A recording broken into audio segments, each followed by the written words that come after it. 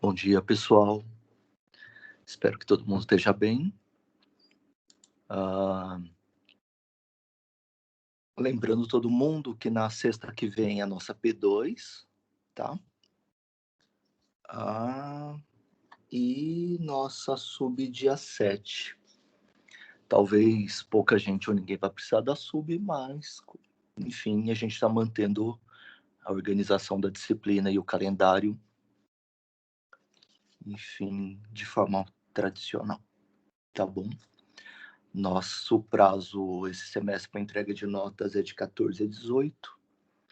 Então, nossa sub vai ser 7. Enfim, tá? Para eventuais revisões de 11. Professor, Oi, bom dia, tudo bem? bom dia. A respeito dos projetos de consistência que a gente fez, você já definiu alguma data, alguma coisa, ou ainda não? Para apresentar, ou não vai ser As necessário notas? apresentação? Não, acho que não. Todos que eu peguei até agora eu estou executando, então. E todos colocaram os opcionais, né? Que implementaram, então fica mais fácil testar, não tem que ficar adivinhando. Então, Beleza. muito provavelmente não. Na segunda-feira eu devo apresentar as notas. Eventualmente, algum trabalho pode ser que eu não consiga apresentar as notas na segunda. Daí para esses eu vou pedir para gravar o vídeo. Mas a maioria, os que eu, enfim, abri até agora, que eu enfim, estou com as outras provas também de estrutura de dados, tal, que, enfim, não são testes, né? Então estou corrigindo. Então eu estou corrigindo meio em paralelo. Mas na segunda-feira eu devo trazer todas as notas, enfim, ou um pedido para alguns grupos talvez gravarem um videozinho. Então, por enquanto está de boa, tá? Não, beleza, então. Ou Obrigado, se professor. nada. Ou se não, se algum grupo esqueceu de colocar os opcionais que implementou e daí tipo não tiver um menu, enfim, para eu não ficar procurando no código, daí talvez eu peça, tá? Aí, enfim, Beleza. valeu. Segunda-feira também eu coloquei hoje uma lista de exercícios no Canvas Arquivos, tá? E, enfim, não é para entregar, mas na segunda-feira, então, a gente faz essa coisa mais burocrática. E tira eventuais dúvidas. A lista é mais enfim, uma forma da gente rever o conteúdo. Vai cair na prova a partir de arquiteturas distribuídas, tá? E toda essa parte de agentes, que a gente falou bastante nessa parte, né? Nessa segunda parte. Enfim, até esse de hoje, e daí, tá? Coloquei a listinha, como vocês sabem, para sistemas distribuídos. Daí eu não vou pedir algoritmos, implementação. Daí o conteúdo vai ser parecido com o da lista, mas o formato não, né? Para vocês a prova vai ser provavelmente não, vai ser toda em forma de teste, tá? E hoje a gente vai falar, dar um outro exemplo de um sistema de agentes, agora um sistema híbrido, tá? A gente vai ter duas formas de hibridizar nossas técnicas de IA nos agentes. Uma das técnicas, enfim, a gente vai ter dois conjuntos de técnicas separados, e em um deles a gente vai ter uma hibridização de duas técnicas. E daí vamos observar como é que funciona. Esse conjunto de slides aqui é um conjunto bem antigo, para falar a verdade. Ele é de... Nossa, nem vou falar. Bom, enfim. Ele tem a ver com o meu doutorado, que é super antigo, né? Eu defendi em 96. Acho que a maior parte de vocês nem era nascido ainda. E os primeiros resultados importantes começaram em 94. De 94 a 98, teve bastante coisa sobre isso. Depois teve mais algumas, daí esse projeto continuou, enfim, de outras formas. Mas por que eu estou apresentando esse primeiro projeto? Porque Na época, essa coisa de hibridização de agentes era uma coisa nova. E então essa apresentação, ela tentou, para a época, ser bem didática, para apresentar essa hibridização, tá? E como esse é o nosso foco, né? Apresentar agentes, né? Sistemas distribuídos com inteligência artificial e hibridização de técnicas de inteligência artificial, eu acho que pode ser útil, enfim, essa abordagem mais didática, talvez, né? Pelo menos essa era a tentativa. Alguns gráficos, tal, enfim, infelizmente são de bastante tempo atrás, eles estão, não, né? E os gráficos não têm a mesma qualidade que tem hoje, mas eu acho que mesmo assim o fundamental vai dar para acompanhar, tá bom? Na época a gente ainda tinha uma dúvida de como chamaria essa nova área, né, de inteligência artificial distribuída, inteligência computacional distribuída, sistemas distribuídos orientados a agentes, enfim. Como eu estava no grupo de IA, e não no grupo de sistemas distribuídos, né, o pessoal do grupo de sistemas distribuídos chamava de sistemas distribuídos orientados a agentes. A gente chamava ou de IAD ou de ICD, inteligência artificial distribuída ou inteligência computacional distribuída. O termo inteligência computacional distribuída acabou sendo superado. Na verdade, não era para um substituir o outro, um ia ser uma vertente do outro. E daí a gente vai dar uma olhada e encarar isso como inteligência artificial distribuída, né? Que tinha a ver com sistemas conexionistas, né? Enfim. Bom, daí a gente dá uma olhada. Deixa eu passar para cá.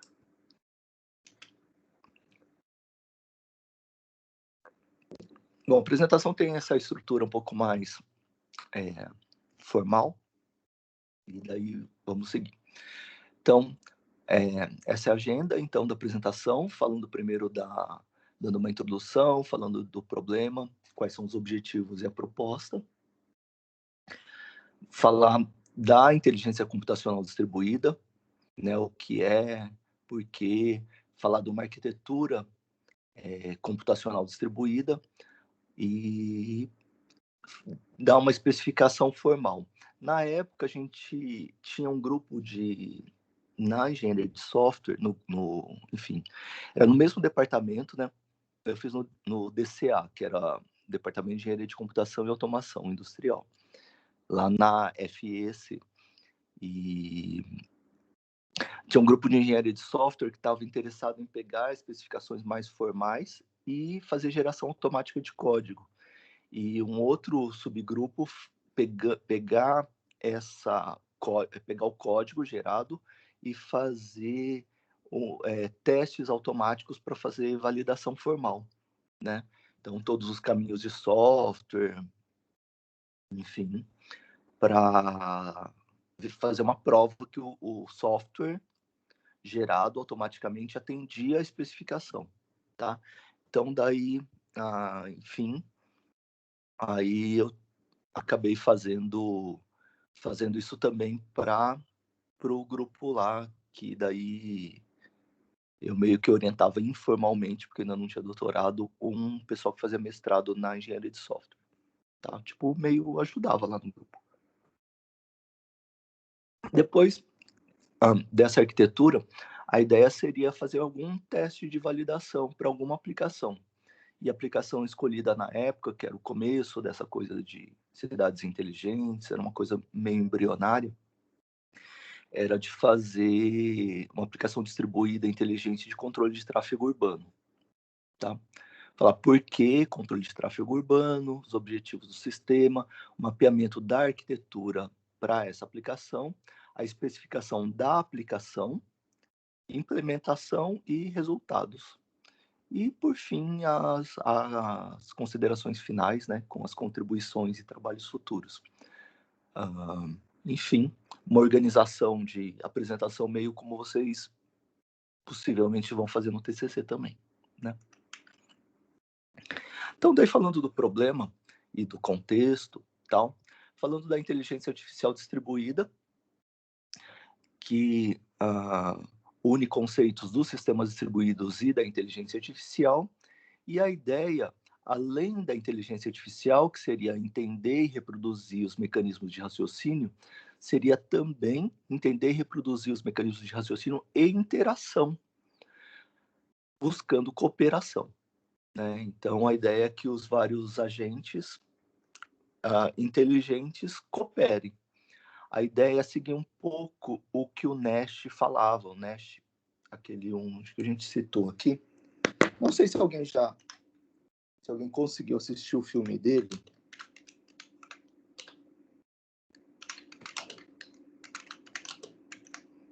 A Bright Mind.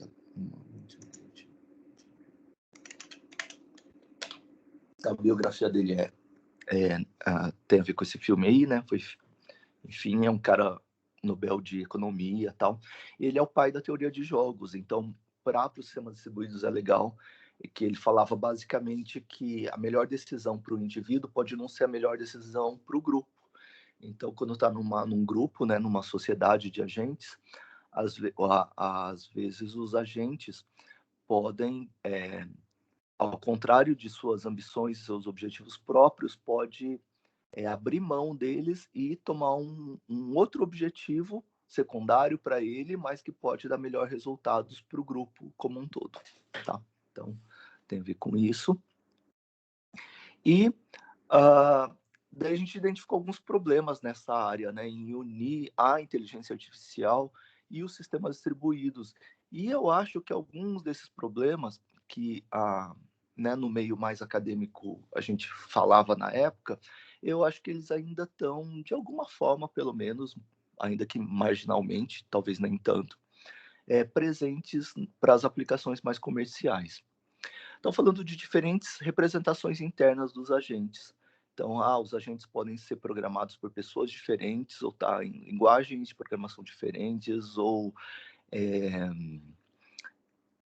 enfim, de ambientes, de equipamentos diferentes. Então, a gente não está falando de interface, a gente está falando de representações internas, né, dos agentes. E essas representações internas podem levar em alguns casos, a que os agentes possam raciocinar de formas diferentes e tomar decisões não tão cooperativas. Outro problema da união dessas áreas, né, dos sistemas distribuídos da IA, é a necessidade de manipulação de informações incertas, incompletas e inconsistentes. Às vezes a gente não tem certeza sobre uma informação, às vezes tem uma parte da informação que não chegou na rede, por exemplo.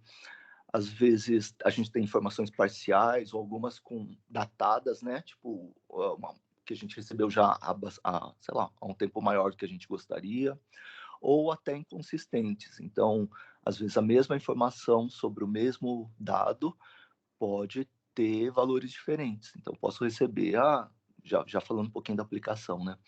Lá no centro de Campinas, na região da tal lá, sei lá, do cruzamento da Glicério com a Moraes Salles, sei lá. Aí eu venho uma informação falando que teve um acidente e vem uma outra informação falando que tá tudo de boa, sabe assim? E ao mesmo tempo. E daí eu posso ter, portanto, informações inconsistentes. A ideia é que em sistemas distribuídos grandes, complexos, a gente quase sempre vai ter esse tipo de informações, incertas, incompletas, inconsistentes. Uma outra coisa é sobre, principalmente quando a gente estiver tratando de problemas tempo real, é sobre o esforço computacional. Às vezes a gente pode não ter tempo de tomar as melhores decisões num sistema tempo real por causa do tempo, né, enfim, do tempo que a gente levaria para alcançar isso nos nossos algoritmos.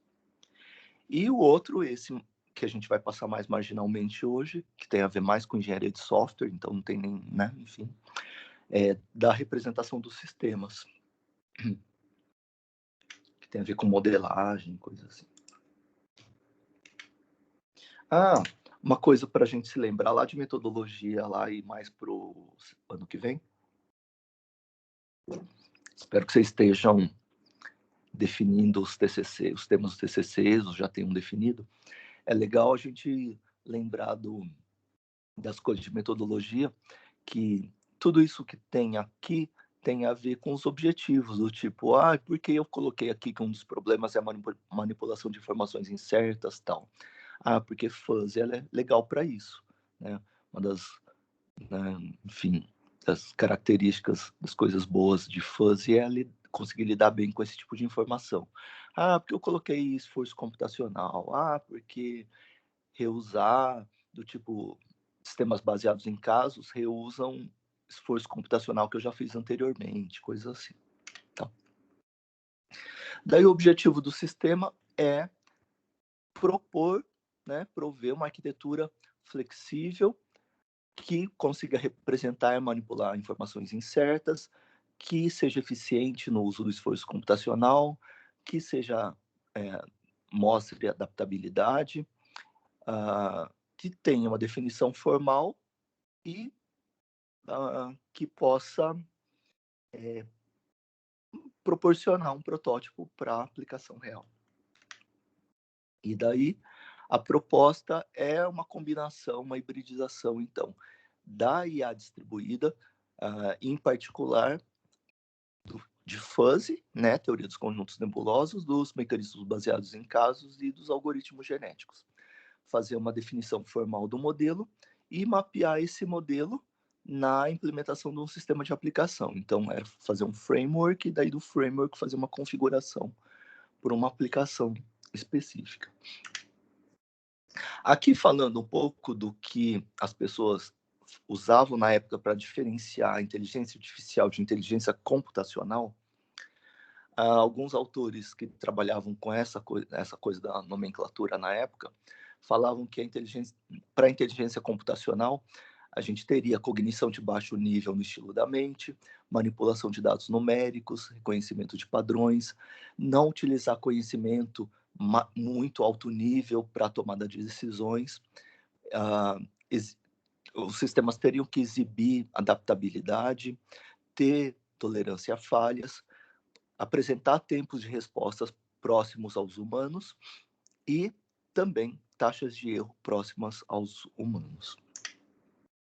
Um outro autor que trabalhava com essa coisa da nomenclatura falava que a inteligência computacional, né, uma das coisas, ele dizia que os limites não estão claros, né, não estavam claros os limites entre o que seria IA e o que seria IC. E que IC teria mais a ver com computação evolutiva, e daí os algoritmos genéticos, vida artificial, fuzzy e redes neurais. E daí isso levaria, então, o nome, né, na época, de inteligência computacional. Daí, usando outros autores, tal, uma das coisas que eu tinha proposto, né, é que a inteligência computacional distribuída teria a ver com isso, então, com inteligência artificial, sistemas distribuídos e, em particular, redes neurais, raciocínio probabilístico e fuzzy. Aqui, falando um pouquinho da arquitetura, a gente tinha um monte de nós de processamento, ou os agentes, ligados por canais de comunicação. Esses canais de comunicação podiam ser físicos ou não, né? E aqui na figura está mostrado como canais físicos para ficar mais fácil a visualização. Então, nesse nosso caso, a gente tem enlaces de comunicação, sei lá, né? Qualquer tipo de meio físico, par trançado, cabo coaxial, fibra ótica, sei lá o quê. Enfim, então, vários nós de processamento conectados. Para serem agentes, né, no sentido de agentes, os nós são autônomos, mas com objetivos globais. Então, eles seriam capazes de enfim, tomar decisões que fossem mais para o melhor resultado do sistema do que somente para si próprios. Eles seriam responsáveis pelo controle de eventuais dispositivos locais e seriam capazes de comunicação. Aqui, a gente tem uma figurinha. Deixa eu ver se consigo melhorar um pouquinho. Se eu explico.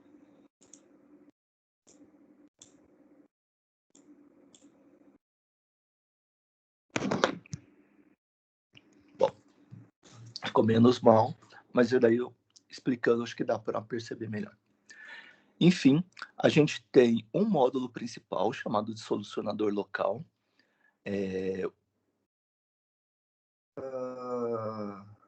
O Fávaro, eu acho que falou, né, que era, enfim, no João Pedro, né, que nos textos a gente às vezes chama de local problem solver, como ele falou, né, aqui, enfim, na apresentação em português, solucionador local, e ele fazia também interface, tá? Era o módulo principal, recebia mensagens e enviava mensagens para outros nós.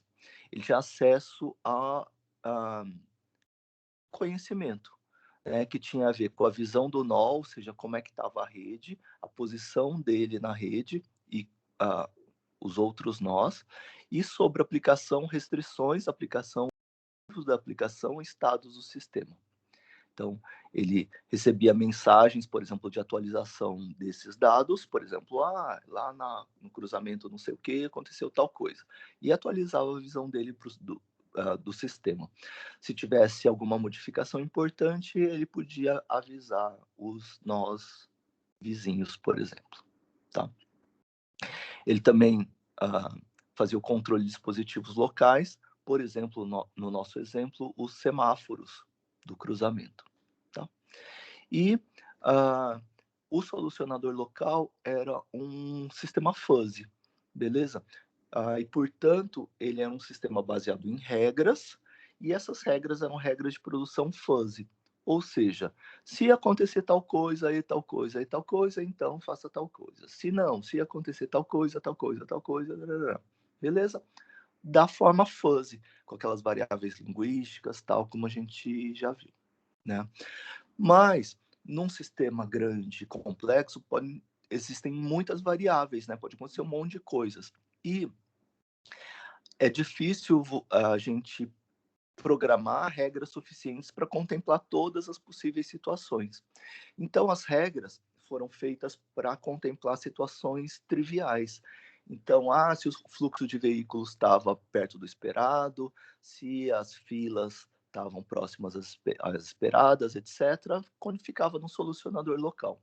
Se acontecesse alguma coisa diferente, por exemplo, um congestionamento numa via, tipo um acidente, coisa assim, aí passava do solucionador local para um mecanismo baseado em casos genéticos.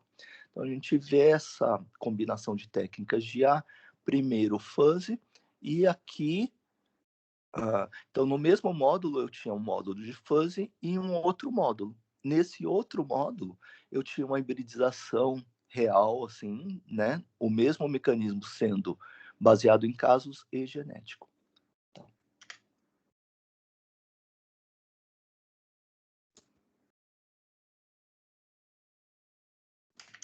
Deixa até que ele volta. Bom.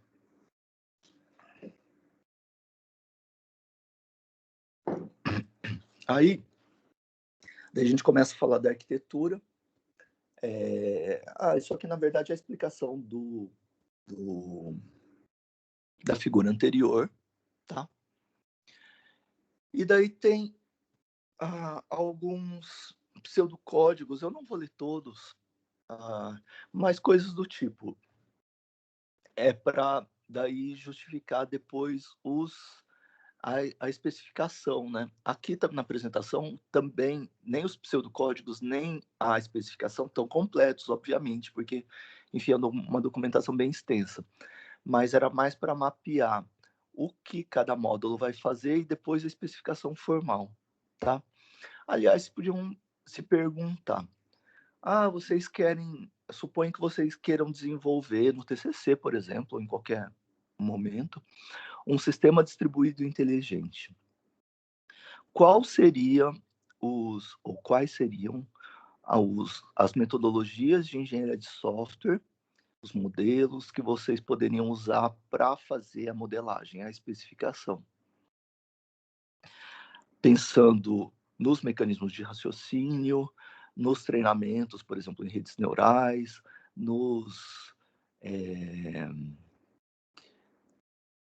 nas demandas de tempo, né, para sistemas tempo real, nas restrições de tempo. Então, muitas vezes a gente não vê formalismos muito adequados para isso, né? E daí a gente, naquela época, e hoje não sei, né, mas eu tenho a impressão que não seria muito diferente, que para algumas características que a gente gostaria de ter no sistema, a gente teria que fazer um pouco de gambiarras nessas metodologias para conseguir representar. Bom, então, de qualquer forma, vamos dar uns exemplos do que a gente tinha. O que o solucionador local, que é aquele cara que faz a interface e o fuzzy faz. Então tem um pseudocódigozinho, como falei, não vou ler de todos, né? Ele recebe informações da rede, dos outros nós, ele recebe informações dos sensores, que podiam ser os sensores, por exemplo, os laços indutivos, aqueles que tem semáforo no chão, por exemplo, né? Que conseguem controlar se o carro passou o sinal vermelho, né? Todo mundo sabe o que eu estou falando. Ou que tem pelo menos 2, e daí, como a distância é fixa, dá para ele ver a diferença de tempo que os eixos passaram e aferir a velocidade do veículo, né? Um subproduto dele bem simples seria um contador de eixos, né? E daí a engenharia de tráfego trabalha assim com um carro padrão. Então, cada 2 eixos é um carro padrão, beleza? Ou um veículo padrão. Daí, por exemplo, um carro de 3 eixos é 1,5 veículo padrão e assim por diante, tá? Então, ele recebe informações de sensores, podia ter, em outras versões, podia ter câmeras e tal.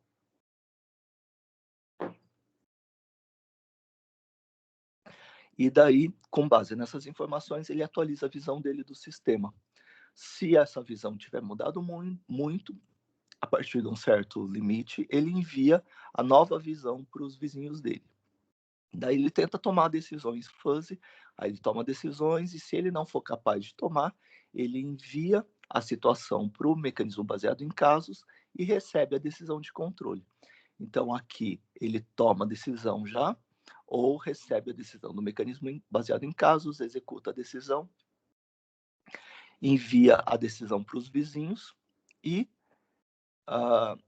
envia o desempenho da decisão para o mecanismo baseado em casos, para fazer a aprendizagem para o mecanismo baseado em casos, saber se aquela decisão foi boa ou ruim e poder ter mais informações, mais parâmetros para reusá-la no futuro. Tá?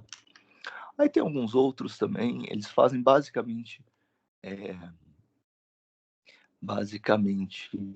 o que a gente já sabe, né? A gente acabou de ver essas coisas, essas técnicas aí, né? Então, aí tem uns algoritmozinhos, tipo um pseudocódigozinho. Daí ele fala, daí o que tem aqui é sobre a estrutura, né, dos casos. Então, o que é interessante hoje para a gente pode ser como é que os casos foram modelados para hibridizar com algoritmos genéticos. E a solução, hoje, eu acho que me parece muito óbvia, né? Pegar os casos e modelar como genes. Então, é isso que foi feito e essa que foi a estrutura de dados. Bom, na época, a gente está falando de... A modelagem foi feita em 93, 94. Né? Em 94 começaram a aparecer os primeiros artigos, assim, que a gente conseguiu passar os artigos e publicar em 94. Nessa época, bom, até como hoje, os processadores que ficam nas ruas, então em cada cruzamento com semáforo tem sempre uma caixinha lá de metal e tem um processadorzinho lá dentro. Esses processadores, até hoje, são sempre obsoletos. E a ideia é que, né, eles não despertem cobiça de ninguém ir lá e abrir e roubar aquilo lá. Então, é sempre meio sucata. E na época já era assim. Agora, imagina a sucata dessa época. Eram sempre processadores extremamente limitados. na quantidade de memória, no poder de processamento, nas velocidades, né?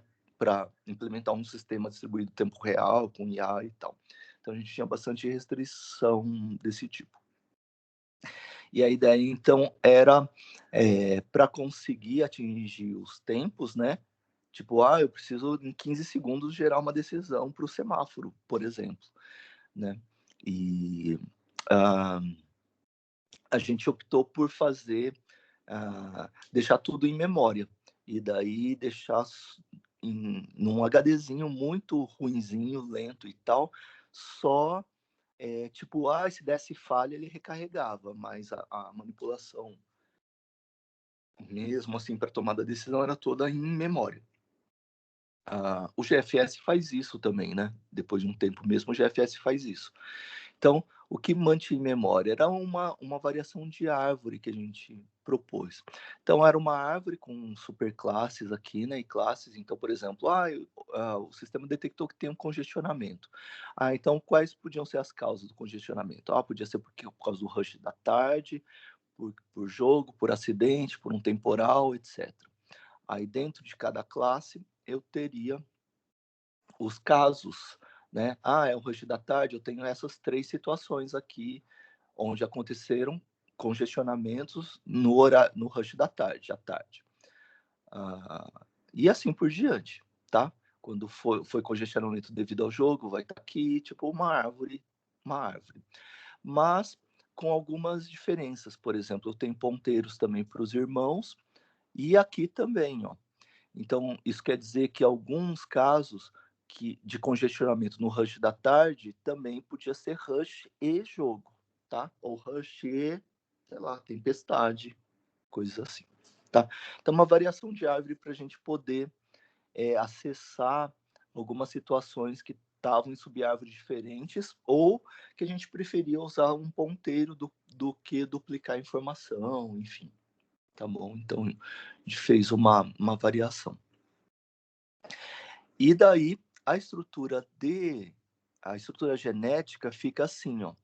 Então a gente usou a estrutura de sistemas baseados em casos, que tem 3 partes. Uma parte de atributos que caracterizam o caso, como assim? Como é que está o cruzamento? Por exemplo, suponha que você esteja no cruzamento. Acho que eu vou usar a parte que tem depois. Por exemplo, da Uruzimbamaia com a glicério, tá? Então, estou querendo controlar os semáforos desse cruzamento, Uruzimbamaia com glicério. Então, como é que está na avenida principal? Então a fila está de tal tamanho. Como é que está no cruzamento posterior? A fila está de tal tamanho. No anterior está de tal tamanho. No lateral da direita está de tal tamanho. Tarará, e assim por diante. Beleza? Então, os atributos caracterizam o caso, a situação de trânsito, no exemplo específico. Depois, um grupo de ações, ou seja, que ações foram tomadas nessa situação, nesse contexto aqui. Eu deixei, sei lá, 30 segundos em verde na avenida, 20 segundos em verde na rua transversal, no cruzamento da frente tal, no cruzamento lateral tal, etc. Essas foram as ações tomadas. Depois de um tempo, e o tempo para essa aplicação é um tempo de ciclo, e um tempo. Isso é engenharia de tráfego, tá? E um tempo de ciclo para a gente é um tempo que começa no vermelho, verde e amarelo. Beleza? Aí dá vermelho, deu um ciclo. Beleza? Então, esse é o ciclo. E sempre começando em vermelho, tá? Tipo. Aí, depois de um tempo de ciclo, eu vejo os resultados. Aí, o que aconteceu na fila? Aumentou muito, diminuiu muito na fila posterior, na fila lateral, etc. Beleza? Então, nos algoritmos genéticos, a gente tem uma cadeia genética só que representa o caso todo, né? O indivíduo todo. Nos sistemas baseados em casos, a gente tem 3 grupos. Então, a gente fez 3 grupos, mas na forma genética, tá? Atributos, ações e resultados. E uma última parte tinha a ver só com estruturar, né? tinham um grau de sucesso, que era uma média ponderada dos resultados, e os ponteiros, beleza? Para gerar essa estrutura aqui. Ponteiro para o pai, para os filhos, para os próximos, e esses ponteiros adicionais aqui. Bom, aqui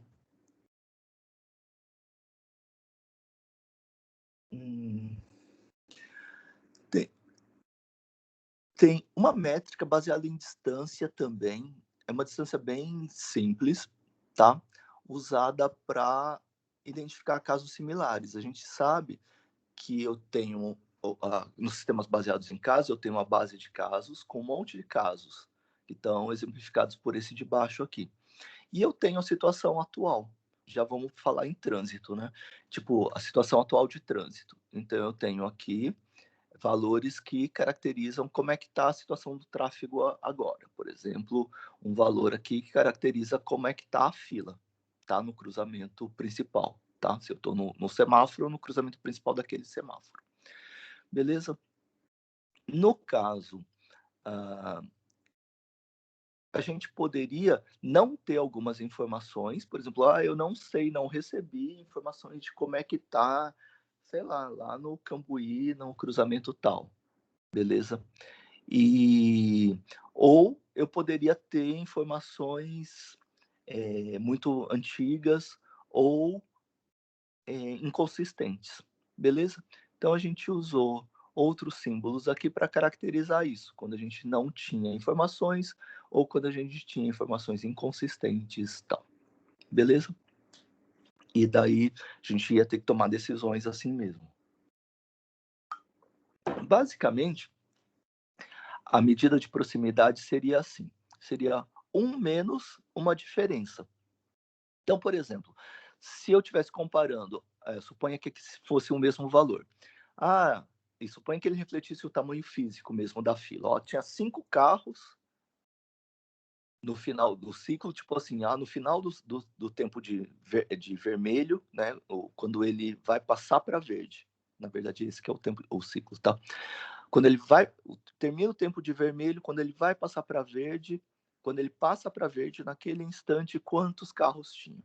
Aí, por exemplo, se tivesse 5 carros agora, né, na situação atual, e nesse caso armazenado tivesse 5 também, então os casos seriam iguais. Então, a diferença entre esses atributos seria 0 e o grau de proximidade seria 1 menos 0, 1. Eles seriam 100% iguais, seriam 1, né, iguais em grau 1. Beleza? Em outro caso, quando eles não fossem iguais, por exemplo, aqui, eu calcularia por distância, né? Então, o módulo da diferença, 5 menos 4, 1. E sobre o escopo, por exemplo, suponha que aqui o meu domínio fosse de 1 a 10, eu tivesse 10 valores possíveis. Então, eles diferem 1, né, de 5 para 4, 1 décimo. Então, 1 menos 1 décimo, 0,9. Então, tipo, a proximidade deles são 90% similares. Se fosse 5 e 3, né, a distância seria 2, então 1 menos 2 décimos é 0,8. Então a proximidade cairia para 0,8. E assim por diante, tá bom? E então, eu pegava essa medida de distância, que eram esses SIs aqui, e multiplicava por um peso. Aí o peso tinha a ver com a importância que cada cruzamento tinha para mim. Então o meu cruzamento é mais importante. O cruzamento das avenidas, onde tem fluxos majoritários, pode ser mais importante do que de ruazinhas laterais, e assim por diante. Tá? Então, associava pesos. Cadê? Os Ws aqui. E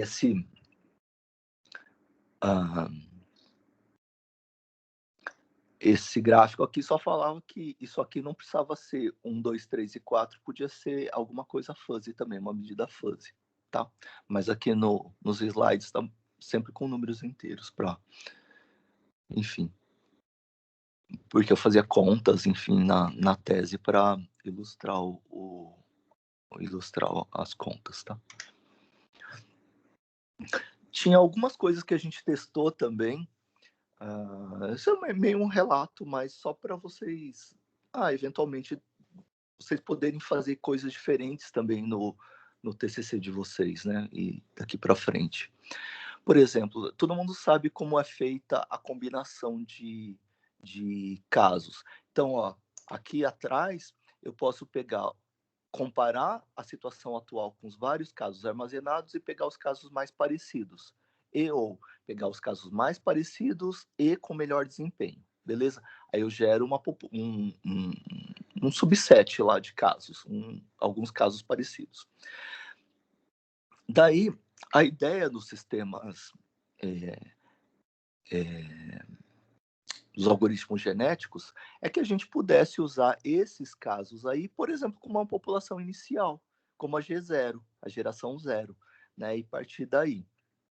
Mas esse slide fala de uma outra coisa, que essa coisa de usar como G0 já era uma coisa relatada, né? Já tinha um outro autor que tinha usado isso. E daí a gente tinha uma outra coisa também de fazer uma alteração nos algoritmos genéticos, e isso é interessante. Algumas pessoas começaram a usar uma coisa parecida depois, de não pegar somente um ponto aleatório de crossing over, lembra? E pegar a primeira parte de um caso, a segunda parte do outro caso, a primeira parte do outro caso, a primeira parte do primeiro caso, e gerar. Mas fazer algumas experiências do tipo, eu fazer esses pontos de crossing over por atributos genéricos. Por exemplo, esses atributos aqui têm a ver com centro, esses têm a ver com Cambuí, esses têm a ver com o Guanabara, sei lá, exemplo só, tá? E daí eu podia pegar, olha, uma parte, tipo, ou do primeiro caso ou do segundo caso. A segunda parte, idem, ou do primeiro ou do segundo caso, e assim por diante. Uma outra coisa que a gente testou como variação para o mecanismo de crossing over foi pegar gen a gen, qualquer gen de qualquer um dos dois casos. E um outro de pegar qualquer valor no intervalo entre os valores dos dois casos. Esses dois primeiros deram resultados interessantes. Beleza? Daí, então, a ideia da hibridização era assim. Então, a parte de atributos era usada para eu recuperar os casos mais parecidos, beleza? Ou os casos mais parecidos, né, nessa métrica de similaridade, e de melhor desempenho, já que eu tinha um grau de sucesso armazenado aqui, tá? Para facilitar minha conta, que era uma média ponderada dos resultados. Depois, a combinação era feita só, né, com essa parte aqui. Então, eu pegava os atributos para recuperar os casos mais similares e combinava as ações, tá? Então, o mecanismo genético era um mecanismo de combinar as ações dos casos. Então, aí as ações dos casos, eu gerava uma nova ação, uma nova ação depois de um certo ΔT, mecanismo genético, pegava o indivíduo de maior fitness e, como eu estava fazendo combinação de ações, né, nessa subparte aqui, eu implementava essas ações aqui no sistema. Então, no primeiro semáforo faço isso, no segundo faço isso, etc. Beleza? Depois de um certo ΔT, como a gente já sabe, um tempo de ciclo, eu via os resultados daquelas ações. Daí eu preenchia essa parte do meu caso, tá bom? Dos resultados. Aí preenchi aqui, nesse contexto, com essas ações, que resultados obtive? Aconteceu isso nesse cruzamento, no outro, e calculava uma média ponderada desses resultados para deixar armazenado. Beleza? Não sei se está dando para seguir. Se tiverem alguma dúvida, coloquem aí. Tá? Enquanto isso, vou aproveitar e fazer chamada, tá? Hoje é 20.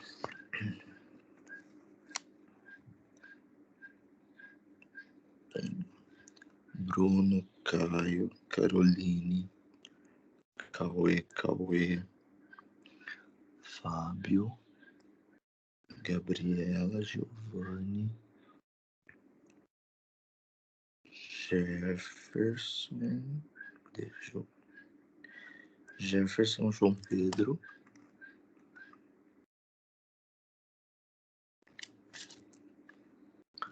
cadê? Zé Vitor, Leonardo, Lucas, Marcelino, Marcos, Maria Antônia, Matheus, Nicolas,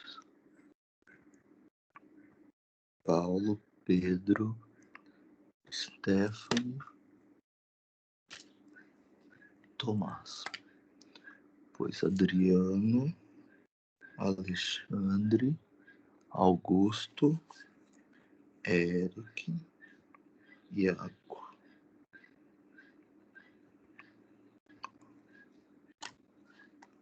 Tá.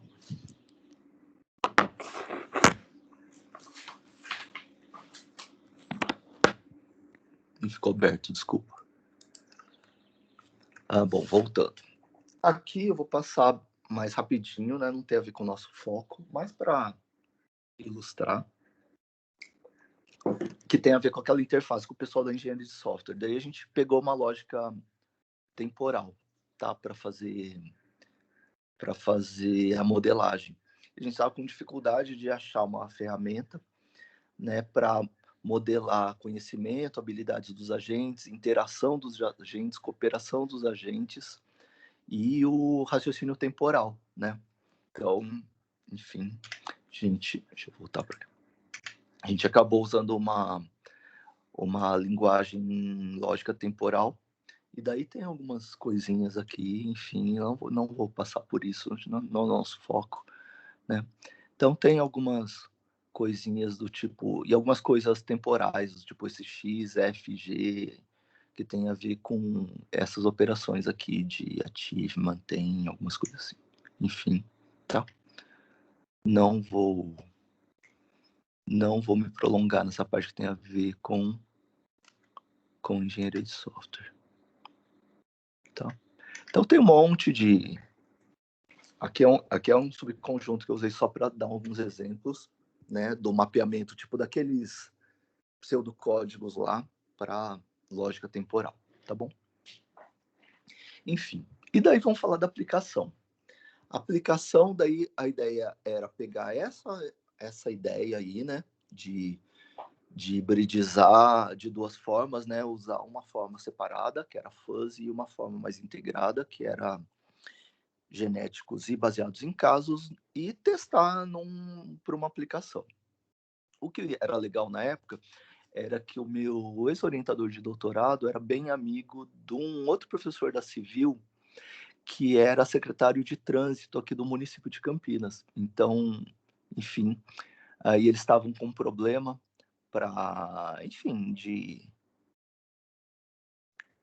queriam melhorar o trânsito na cidade, não sei o quê, e estava com umas perspectivas de aumento de frota que provavelmente iam causar muitos gargalos no trânsito da cidade, tá? Então, enfim, daí a gente pegou esse problema. Bom, por que controle de tráfego urbano? Bom, depois de muitos anos, acho que isso ficou mais óbvio ainda, né? Um monte de trabalhos de cidades inteligentes, não sei o quê. Por quê? Para diminuir tempo no trânsito, desperdício de combustível, poluição atmosférica, estresse, irritação dos motoristas e que isso tudo pode levar a acidentes. E o objetivo é mostrar essa arquitetura na resolução de um problema, né? E daí a gente modelou uma área, tá? Eu nem vou aumentar aqui, não é importante, mas dá para a gente ver que é o que o pessoal chamava na época de centro nervoso da cidade, que era tinha a ver com as ruas Anchieta, Orozimbo Maia, Glicério e Moraes Salles, tá? Então a gente mapeou essa região aqui com os cruzamentos com semáforos, o traffic lights, né, onde tem esses Tzinhos aqui, tá? E, enfim, e daí foi modelar e pegar informações sobre essa região. Aqui a gente tem, na mesma lógica temporal, algumas coisas que para representar o sistema, né? Do tipo, no começo, o estado inicial, isso é repetição, isso em linguagens formais, mesma coisa, né? Tipo, todos os sinais ficam em amarelo piscante, daí quais são as transições possíveis? De amarelo piscante ele pode passar para vermelho normal, de vermelho normal não piscante pode passar para amarelo normal, etc. Obviamente aqui não estão todas as transições possíveis. Restrições de tempo, etc. Né? Então, as restrições que tinham a ver com o domínio, né, ou seja, a aplicação, foram modelados também. Aqui tem mais algumas coisas naquela lógica temporal. E aqui, o que a gente fez, basicamente, né? O propósito era controlar o fluxo de tráfego no cruzamento, como? Comparando as condições de tráfego e determinando extensões para o tempo de verde dos semáforos locais. Tempo de verde, como a gente deve imaginar, é o tempo que cada semáforo, tanto, estou pensando num cruzamento onde tem uma avenida principal e uma rua lateral, tanto nos sentidos da avenida quanto no da rua transversal, tem, né? Quanto tempo de verde cada um deles fica. A estratégia era, quando eu tivesse condições de tráfego similares às modeladas, aplicava o sistema fuzzy. E, no caso contrário, aplicava baseado em casos genéticos. Tá? E as informações eram recebidas pelos sensores e pelos nós vizinhos. Na época, a ideia era pegar só os dados dos laços indutivos, né? Aqueles que ficam no chão contando os eixos. Depois, uma versão posterior, que ficou rodando, nem sei se está rodando ainda, na Federal do Paraná, lá dentro do campus. Aí, daí tinha uns trabalhos com câmeras, com umas câmeras, enfim, que um outro pessoal da Unicamp fez e tal. Enfim, tá. Aqui, já falando da aplicação, as variáveis linguísticas que a gente usou. Então, quando a gente deu o exemplo, tinha duas variáveis. Era um ar-condicionado, né? Aí tinha a temperatura e o número de pessoas, beleza? Então, é exatamente a mesma coisa, só que aqui com 3 variáveis de entrada. Então, eu tenho uma matriz tridimensional, em cada posição dela, eu vou colocar a extensão do tempo de verde. As variáveis de entrada são fluxo de tráfego, tamanho da fila e tempo de espera, beleza? E daí, aqui tem um exemplozinho, mas no sistema implementado mesmo, para cada uma dessas variáveis linguísticas, eu tinha 10 funções, tá? Ao invés de, por exemplo, 1, 2, 3, 4, 5, beleza? Daí, só como eu apresentava uns exemplos numéricos, eu colocava com matrizes menores, tá? Mas como a gente falou, acho que quando a gente falou de sistemas fuzzy, normalmente uns 10, às vezes hoje dá para usar um pouco mais, né? Na época, eu já vi tipo 20, gente usando 20, porque o poder de processamento é quase o mesmo, a gente não tem problema de armazenar matrizes 20 por 20 por 20, por exemplo, né? Se a gente tiver 3 variáveis de entrada, ou 20 a quarta, se a gente tiver 4 variáveis de entrada, e assim por diante, tá? Então, na época a gente usava 10 por 10 por 10. Enfim. E aqui tem um exemplozinho igual, não sei se vocês fizeram, acho que alguns de vocês devem ter feito. Aqueles cenários lá, lembra que a gente fez? Se tivesse tantos graus na sala e tantas pessoas, qual seria a potência do ar-condicionado? Então, aqui tem um exemplozinho desse aí. Então, que fala assim, se a fila local tivesse 9 veículos, se o fluxo de tráfego local fosse 250 veículos por faixa por hora, Se na fila lateral tivesse 6 veículos, e se a fila do cruzamento posterior fosse 10 veículos, qual seria a decisão de controle? Aí, mapeando naquelas funçõezinhas atrás, não vou voltar lá, né? Não é uma aula de fuzzy, propriamente já foi, né? Então, ele faria o trigger, né? Ele, sei lá, dispararia essas duas regrinhas aqui, do tipo, se a fila lateral é pequena, ó, que tem a ver com isso aqui, tá? E a fila do cruzamento posterior é normal, então, o que eu faço? Olha, tem pouca gente, a fila lateral é pequena, eu estou controlando a avenida.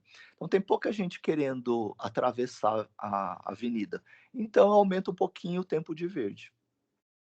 No cruzamento posterior, no próximo cruzamento, o tamanho da fila é normal. Eu aumento um pouquinho o tempo de verde para facilitar o trânsito na avenida.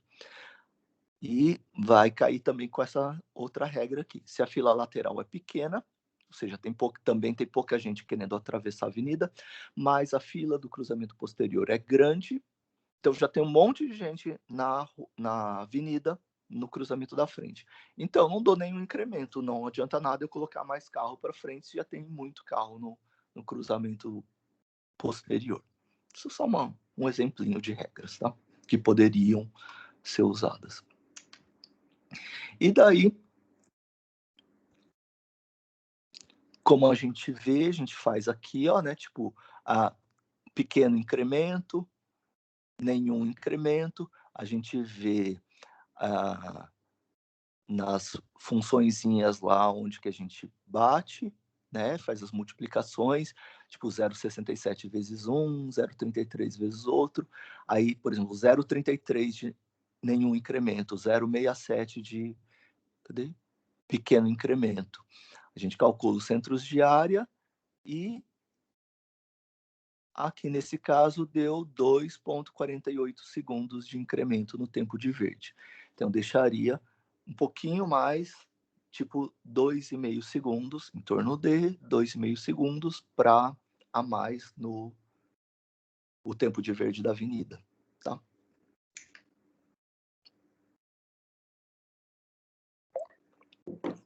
Aí, de novo, a nossa organização, mas para lembrar.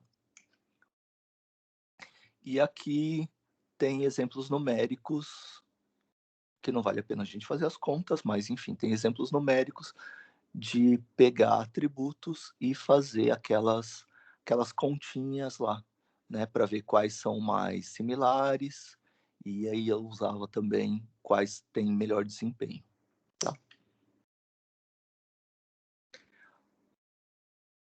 Daí eu pegaria os casos e combinaria as ações, né, já que a gente está falando do mecanismo baseado em casos genéticos, sempre lembrando que para pegar os casos similares, eu pegava só a parte de atributos, e para combinar, para gerar as ações, eu pegava os genes da parte de ações, tá bom? Então, combinava esses dois casos aqui, e estava falando, por exemplo, que a extensão local seria tal, a extensão do próximo cruzamento seria tal, a extensão da lateral anterior seria tal, etc. Tá? Cada um dos genes, como no modelo dos algoritmos genéticos, já teria fixado, já teria um significado, uma semântica própria, né? Cada um já, por exemplo, aqui, esse primeiro gene das ações já teria a ver com extensão no cruzamento local. Depois aqui no próximo cruzamento e assim por diante. Tá? Aí tomaria essas decisões. Depois de um tempo de ciclo, veria como é que ficou para o semáforo, compararia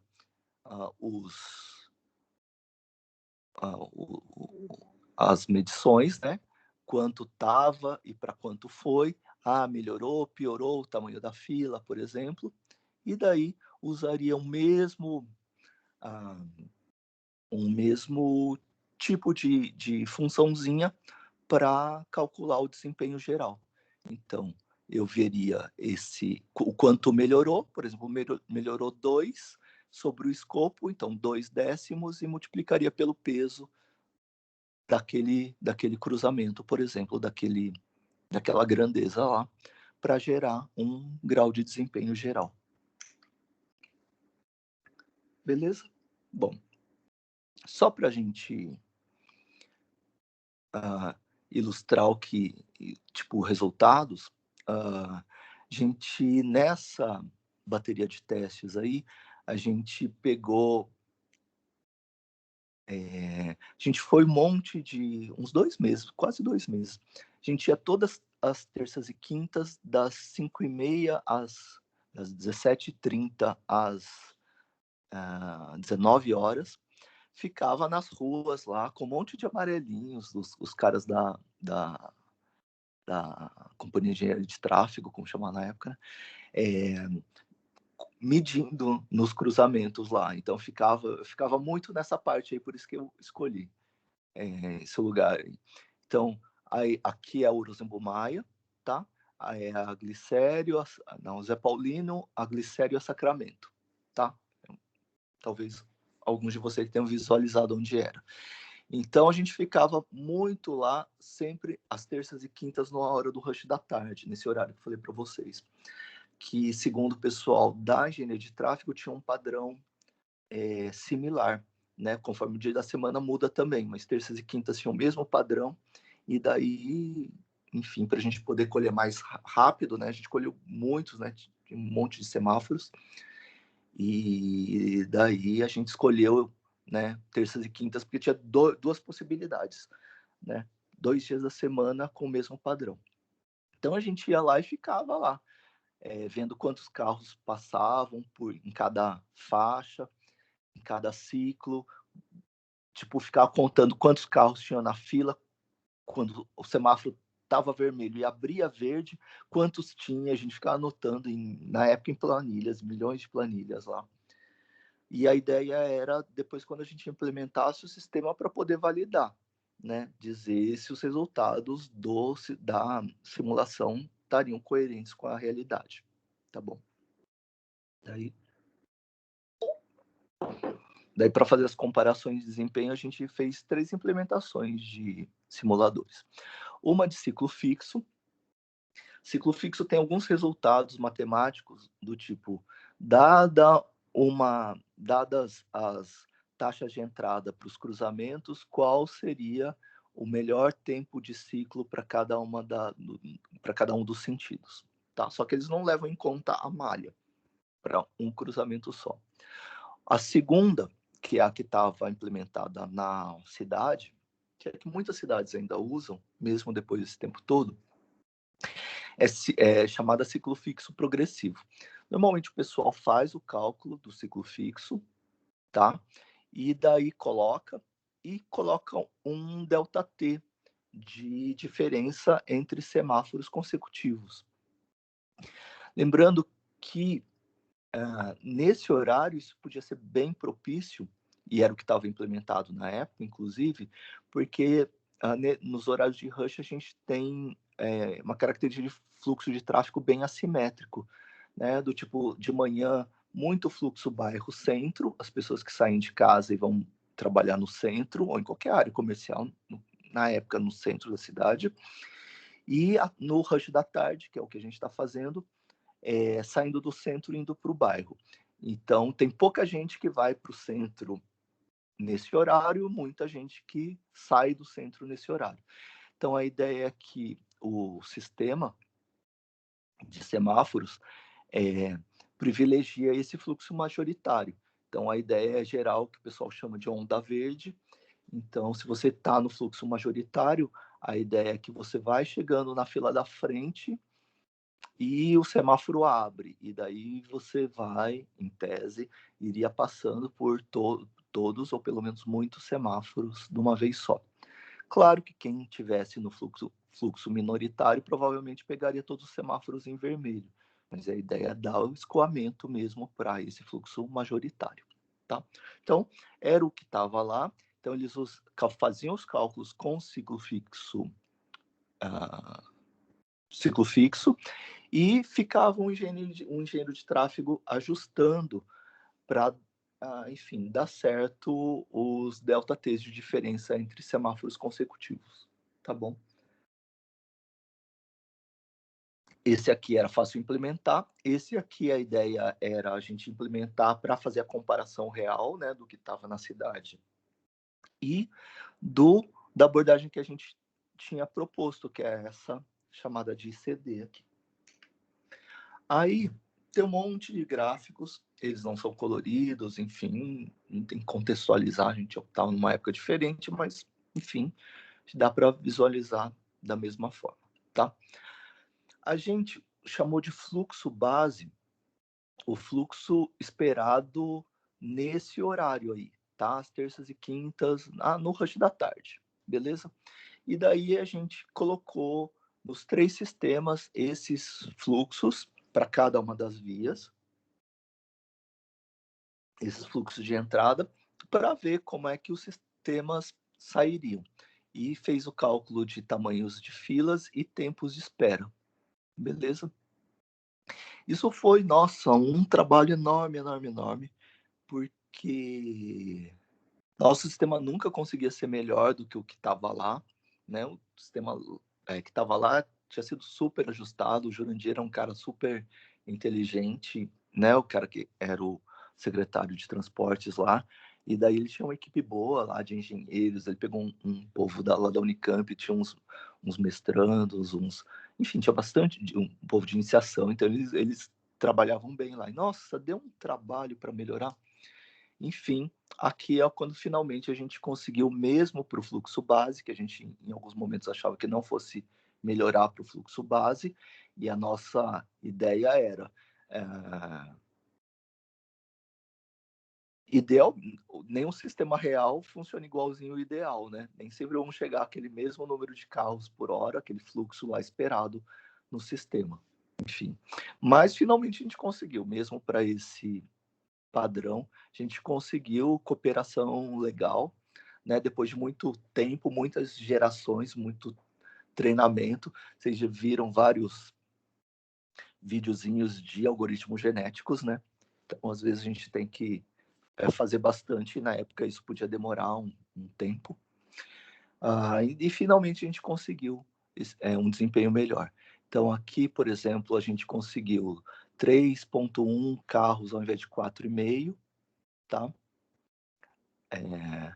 Tempos médios de espera de em torno de sempre, tá? 13 segundos ao invés de 23 segundos. E daí, como a gente tinha medido, a gente tinha validado, e daí esse era realmente o tempo médio de espera dos carros por semáforo, né? E daí a gente variava. Por exemplo, e se tivesse só 60% do fluxo, o que acontecia? Então, em algum momento... uma outra coisa que a gente pode falar é o seguinte.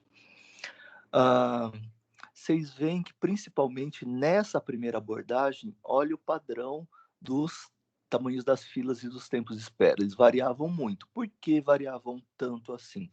Porque, eventualmente, eles geravam uma decisão ruim, beleza? Sei lá, tinha algum indivíduo que podia sair muito ruim lá e a função de fitness podia não ter pego. Ela tinha que ser muito rápida e ela podia não pegar. Então, deu uma mutação lá, a função de fitness achou que era de boa, aplicou e ela foi super ruim, piorou muito os tempos e os tamanhos das filas. Você lembra que, por exemplo, não, acho que a gente não falou do Fuzzy River Raid, né? Bom, teve um TCC de um ex-aluno da engenharia de computação que ele aplicou essa técnica num joguinho, que ele chamou de Fuzzy River Raid. River Raid é um joguinho clássico do Atari, tá? E daí que ele fez foi disparar um monte de threads com não só com o melhor caso, né, de melhor fitness. Ele disparava com 5 threads aceleradas e pegava, tipo, em background, e pegava o melhor resultado antes do deadline. E daí aplicava só esse resultado aí. Isso aí a gente não tinha poder de processamento na época para fazer. E daí a gente já conseguiu curvas bem mais suaves, bem próximas disso aqui, tá? A gente eliminou esses picos e ficou bem mais suaves. Uma outra característica é que a gente rodou por 20 mil segundos, que era uma coisa absurda. E por quê? Exatamente por causa desses picos aqui. Para, se o gráfico terminasse assim, subindo, parecer que o sistema vai entrar em caos. E se o gráfico terminasse descendo muito rápido, ia parecer que o sistema ia acabar com as filas no mundo, sabe assim? Então, fazendo por um tempo bem longo para ser possível analisar o comportamento do sistema no longo prazo e poder tirar conclusões do tipo, o sistema realmente consegue resultados nesse intervalo aqui, né? Tá. E as perturbações, a maior parte das perturbações foram feitas aqui, ó, em 3 mil segundos. Então, os próximos gráficos têm a ver com isso. Então, com 3 mil segundos, a gente passou o fluxo para 60% do fluxo, sempre lembrando, 60% do fluxo típico do horário de rush das terças e quintas à tarde. E daí, como era esperado, o sistema conseguiu se adaptar e apresentou tamanhos de filas e tempo de espera bem menores do que as abordagens tradicionais. Aí com 80% também, e os principais testes eram para o aumento do fluxo, né? Que eram as expectativas de aumento de frota, como é que a cidade ia se comportar. Então, aqui a gente aumentou em 3 mil segundos 20%, já em relação ao horário de rush, e daí os tempos, os tamanhos das filas, os tempos de espera aumentaram muito, mas, enfim, os sistemas tradicionais passaram para 7,5 veículos, o nosso para 5,5, e os tempos aumentaram, mas, enfim, ficaram estáveis. A gente aumentou depois para 30% a mais do que o horário de rush, e na configuração que estava lá, isso foi pré-rótula, tá? Então, imediatamente depois de uns 6 meses, eles, daí, enfim, se implantou o sistema de rótulas aqui na cidade. Enfim, bom, vocês sabem do que eu tô falando, né? Interno lá. Tipo, a Uruzimbô Maia, as 4 vias num sentido, todas as vias num sentido, com a glicério. Esse anelzinho aí, interno. Bom, daí a gente tinha feito, para a configuração que estava ainda no trânsito, um pouquinho pré-rótulo, aumentou o fluxo em 30%. E daí a gente projetou que a cidade entraria em caos, né? E daí, com os tempos de espera, os tamanhos das filas aumentando muito, as filas iam emendar, né, de um cruzamento no outro, ia virar caos. E no nosso, ele conseguia se adaptar ainda em parâmetros maiores, com tipo 9 veículos por faixa por fila, né? E 38 segundos de espera, né? E daí a gente foi aumentando para ver limite, até porque, enfim, a gente tem até, inclusive, limite físico, né? O tanto de vias que tem, o tanto de faixas que tem cada avenida. E daí, aqui. Com aumento de 50%, aí todos os sistemas entravam em caos, né? E o nosso demorava um pouquinho mais. Nessa primeira versão, ele ainda não se ajustava 50% e entrava em caos também. Mesmo demorando um pouquinho mais, ele resistia um tempinho a mais, né? Sem entrar em caos, mas depois começava a entrar em caos também. Tem um teste interessante que a gente fez, que a gente teve que colocar um carro lá na Uruzimbô Maia, no cruzamento com a Glicério, na faixa esquerda, 6h15 da tarde. A gente parou um carro de um amarelinho lá, colocou o triângulo, puxou o freio de mão e deixou lá. E todo mundo xingando a gente lá. Nossa, foi. E daí todo mundo no radinho lá, não, vamos lá, não, libera aí. Falei, não, vamos mais um tempo de ciclo, não, mais outro tempo de ciclo, e daí para poder validar isso. Então, a ideia era, e se tivesse um acidente, como é que os sistemas reagiriam, se eles conseguiriam... daí teve algumas situações assim, eu coloquei de acidente porque foi a mais notórias.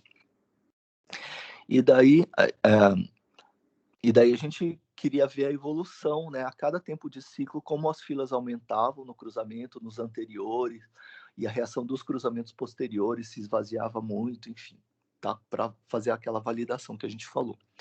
E daí, estava tudo validado, tudo parecia certinho, mas tinha uma coisa muito, muito estranha, porque o nosso sistema conseguia ficar assim, ó. Falava, alguma coisa tem errado, alguma coisa tem errado. O que está errado nisso aqui? Que como parando lá a Orozimbo Maia, lá, uma faixa da Orozimbo Maia, como é que o sistema não entra em caos? E ninguém entendia nada, né? Nossa, eu fiquei louco com isso. Aí eu fui ver cruzamento por cruzamento. E daí, a gente viu que nos cruzamentos perto do acidente, eles entravam em caos também. Mas o interessante é que os outros semáforos, os semáforos que davam nele, né, cujo fluxo chegava nele, ficavam super pouco tempo em verde e ficava em verde muito as laterais. Então, de uma certa forma, lembra aquela regra de produção lá, né, se a fila do cruzamento posterior está pequena, ou média, ou grande e tal, e daí os semáforos acabavam levando poucos carros para essa situação e tirando os carros dessa região aí. E daí por isso que a média dava até razoável, embora na região do acidente o trânsito piorasse, entrasse em caos. Aí esse resultado foi interessante. Aí os últimos dois tinham a ver com a gente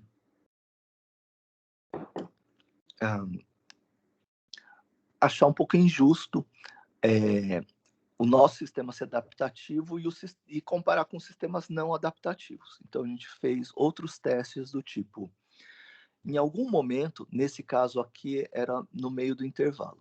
No meio do intervalo, eu mudava o fluxo.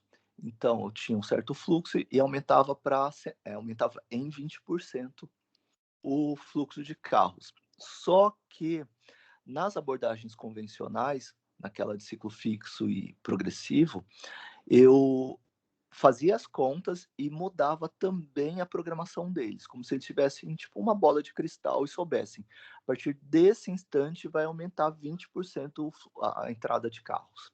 Beleza? E daí naquele instante mudava a programação.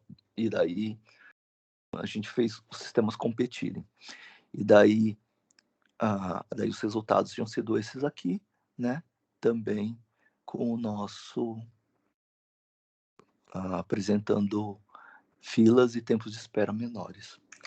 E daí a gente fez um outro, que é o último que está nessa apresentação aqui, que é fazendo o fluxo virar assim, de 100%, aumentando e diminuindo, segundo essa curva aqui, nesses tempos aqui, e fazendo com que os sistemas tradicionais já prevessem que o fluxo fosse mudar exatamente nesses instantes e nessa proporção. Então, em alguns instantes a gente mudava a programação do sistema para ele, tipo, já antevia como é que o fluxo ia se dar.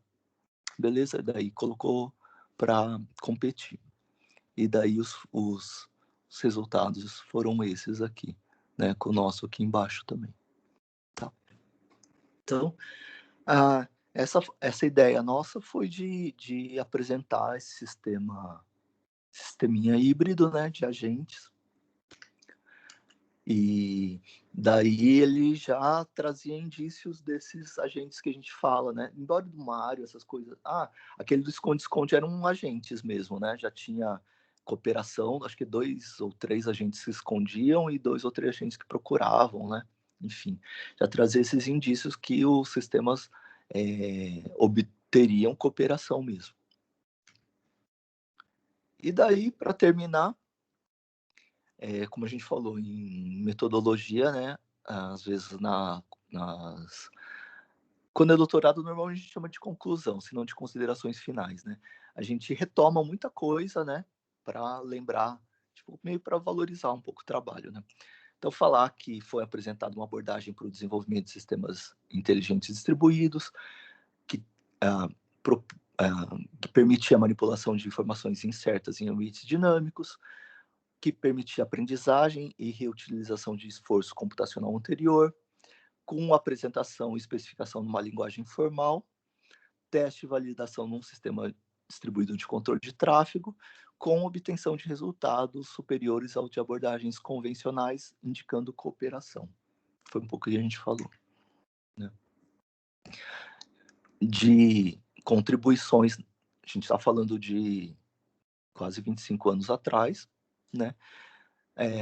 Agregação de fuzzy à inteligência artificial distribuída, trazendo flexibilidade, manipulação de informações incertas e mecanismos de inferência. Um mecanismo baseado em casos evolutivo, permitindo o reuso de esforço computacional anterior, que tem a ver com mecanismo baseado em casos, adaptação a novas situações e aprendizagem. A especificação formal da arquitetura, que tinha a ver com engenharia de software, né? E o controle distribuído de tráfego urbano, né? E a outra coisa que é o a fazer ainda, né? Já que nem todo trabalho resolve o problema definitivamente, né? Então, o que mais, dentre outras coisas, poderiam ser feitas? Extensões de arquitetura com um mecanismo de contratação de tarefas e resolução de inconsistências. Então, por exemplo, ele só lidava com as inconsistências e tomava decisões. Ele não procurava resolver as inconsistências, ver qual resultado, qual informação era correta, por exemplo.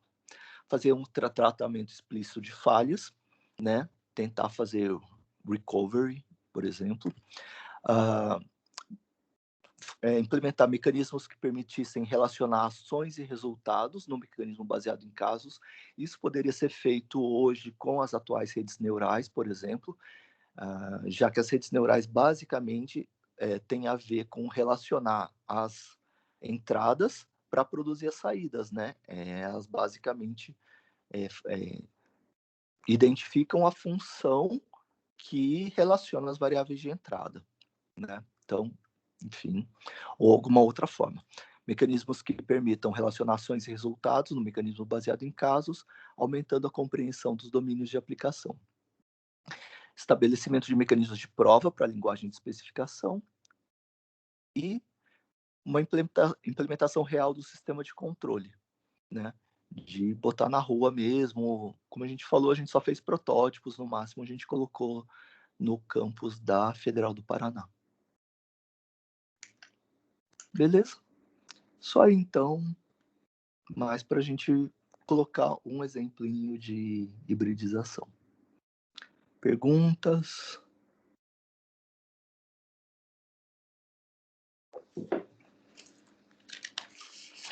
Deixa eu anotar a presença para o Pedro aqui também, que entrou depois, né? Pedro, tá, já tá.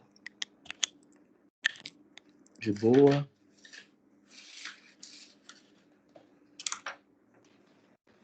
Então é isso, moçada. Que a gente... que fica para as próximas, então. Nossa prova é na próxima sexta, tá? P2. Tem uma lista de exercícios no Canvas/arquivos. Vou colocar aqui para deixar registrado.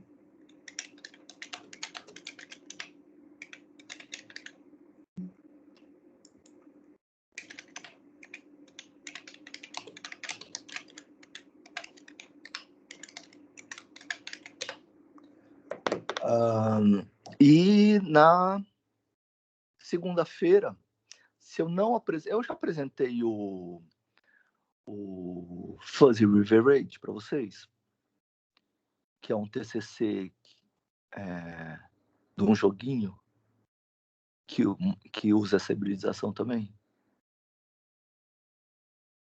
Não me lembro, para falar a verdade. Eu lembro que acho que não, né? Acho que não também. Acho que eu apresentei lá pro pessoal de jogos lá, que eu dou IA lá. Acho que aqui para vocês, acho que eu não apresentei, não. Então, na segunda-feira, eu apresento, ele vai ser mais curto, legal. Aí, porque ele usa esse mesmo mecanismo, só para a gente ver uma outra aplicaçãozinha, tá? e tirar dúvidas da lista, tá bom? Então, isso então para segunda-feira. Beleza? Então, isso por hoje, gente. Terminamos 10 minutos mais cedo, mas enfim, é isso. Obrigado pela presença. Bom final de semana para todo mundo. Até segunda-feira.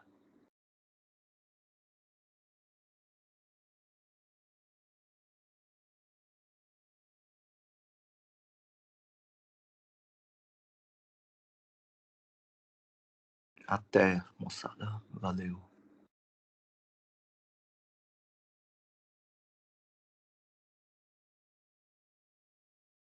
Falou, até.